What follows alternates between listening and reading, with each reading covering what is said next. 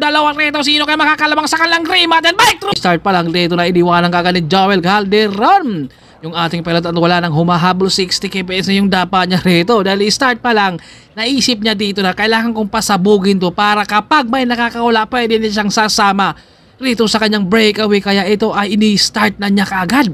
At si Manzano habol naman siya rito dahil nakikita niya yung peloton ay wala nang humabol.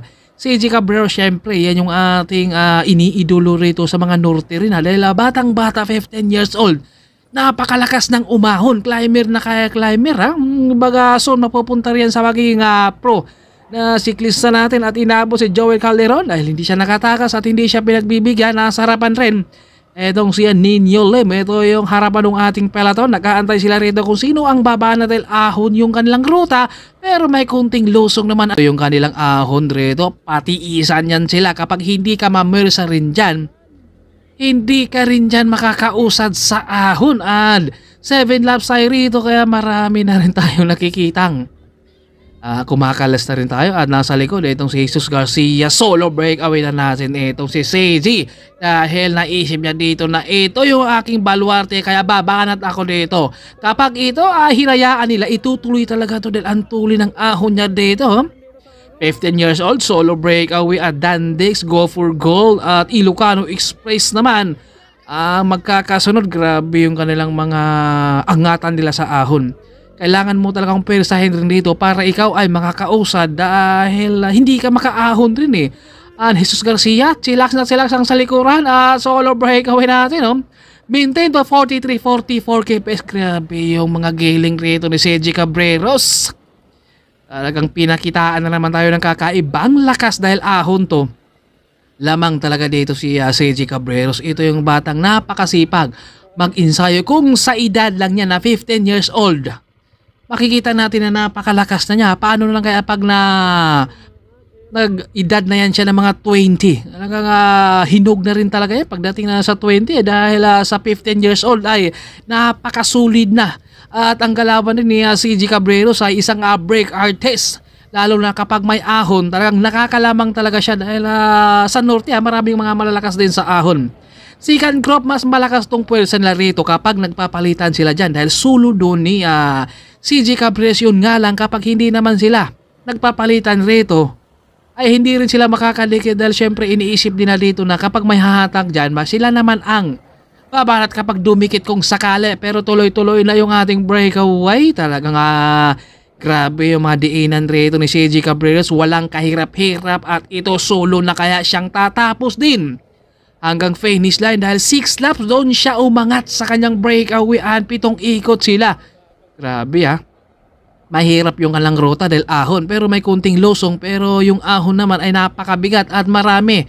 76 riders to sila kaya ang tinakasan ni CJ Cabreros dito ay 75 kaya mabigat din yung kalaban na 75 at laban sa sulo mo lang rito na breakaway pero grabe naman yung pangtiis niya rito.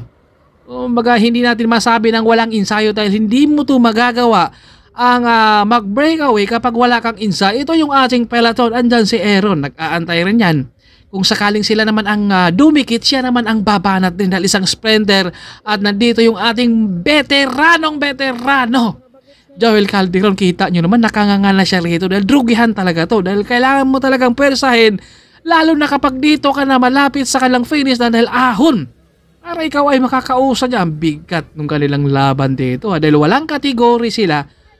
Mapapalaban sila dito sa ating mga open amateur. Ayan maraming naiwanan dito sa likuran. 76 riders.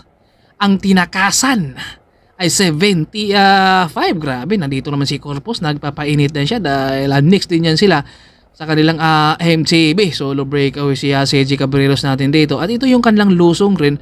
Pero kailangan mo talaga ring tiisin rin dahil ahon Ito, kunti lang yung agwat niyan. Tanaw lang si CJ Cabreros. Yun nga lang ay walang gustong. At talagang pumapalit doon sa kanilang pagtrangko. Marami na tayong mga naiwanan rito. Dito may mga gumilid na rin tayo.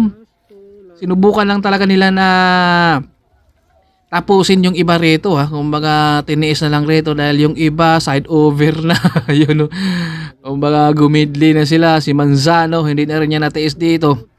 Medyo naubusan na rin talaga siya. Andito mga idol natin, shout out sa inyo at tuloy-tuloy na yung ating solo breakaway. Grabe yung maintain niya rito ha. 35 to 36, napakabigat pa rin yan. Sabi niya mahirap pero walang kahirap-hirap ni Seiji Cabreros yung kanyang breakaway dahil 6 laps to. Hanggang finish line kanyang tatapusin to dahil last lap na yan. Grabe pang tiis niya rito, batang-bata na 15 years old. Pinakitaan tayo ng kakaibang lakas. Ito niya Seiji Cabreros, kumbaga ang laro nito ay isang break artist, solo na kaya siyang tatawid rito. Ahon to, kumbaga climber na climber, ang galawan, hindi malayo na mapunta yan sa pagiging pro cyclist natin. Ito yung ating champion Seiji Cabreros, isang break artist ng Norte. Talaga pinakitaan tayo ng kakaibang lakas at hindi na talaga siya naabutan si Aaron Rim. At yan tayo rito, Ilocano Express at Dandix rin. Nasa likuran tapatan yung dalawa rito. Sino kayo makakalabang sa kanilang Rim at bike through? Wala nang kasimplangan pa sila rito sa kanilang bike through. Medyo nadulas. Ito na umagwat na rito si Aaron. Ito na yung ating pangalawa. Ilocano Express din ang nasa likuran din.